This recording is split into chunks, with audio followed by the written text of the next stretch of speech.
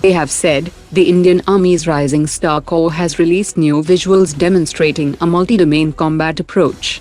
The exercise integrated armored units with drone swarms, unmanned ground systems, and portable command nodes supported by satellite-linked connectivity for real-time situational awareness. Garden Reach Shipbuilders has started construction of 2 coastal research vessels for the Geological Survey of India. Armory Shield Private Limited has cleared technical trials and emerged as lowest bidder in the Indian Army's procurement of 45 handheld anti-drone systems with its Surge handheld counter-drone system. Hindustan Aeronautics is seeking limited relaxation in air staff qualitative requirements to deliver the first 5 Tejas Mk2 fighters. Without concessions, deliveries could slip to July 2026 if all air staff qualitative requirements parameters are strictly enforced. Private propulsion firm SpaceFields has delivered a 160 mm class solid rocket motor to the Indian Navy's Naval Armament Inspectorate, with the system clearing internal validation and Navy-supervised hot-fire trials.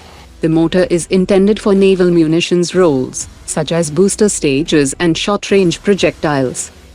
India's Super Sukhoi upgrade will replace the Russian OLS-30 infrared search and track system with an indigenous dual-band infrared search and track system, delivering a major passive detection boost. Also planned for Tejas Mk2, it reduces import dependence, while improving performance in electronically contested air combat. The Ministry of Defence has issued an RFI for an advanced integrated AESA-based gun control system for naval warships to detect, track and engage aerial and surface threats. The system will offer 360 degrees coverage, continuous 3D tracking, strong electronic countermeasures capability, and automatic gun queuing, with seamless integration into the ship's combat management system for rapid multi-target response. According to a latest media report, India's Defence Ministry have reached an advanced technical stage to produce 140 Su-57 under license, and procurement numbers could rise gradually if the AMCA program faces sustained delays or performance challenges.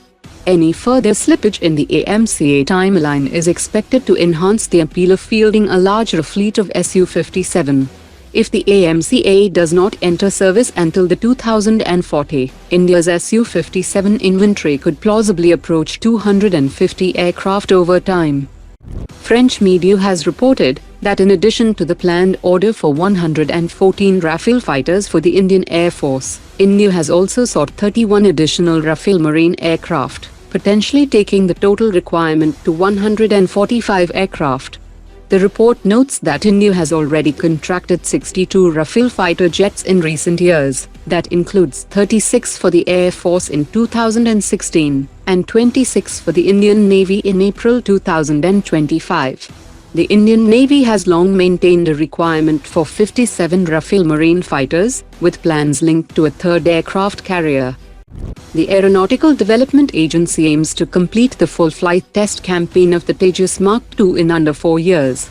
The plan involves 4 prototypes flying roughly 1,400 sorties to validate flight performance, envelope expansion, and air-to-air weapon capability. If timelines hold, the fighter could receive production clearance by 2031. The Indian Air Force is widely expected to order around 120 Tejas Mk2 aircraft, with deliveries projected from 2033. Today's top 3 comments.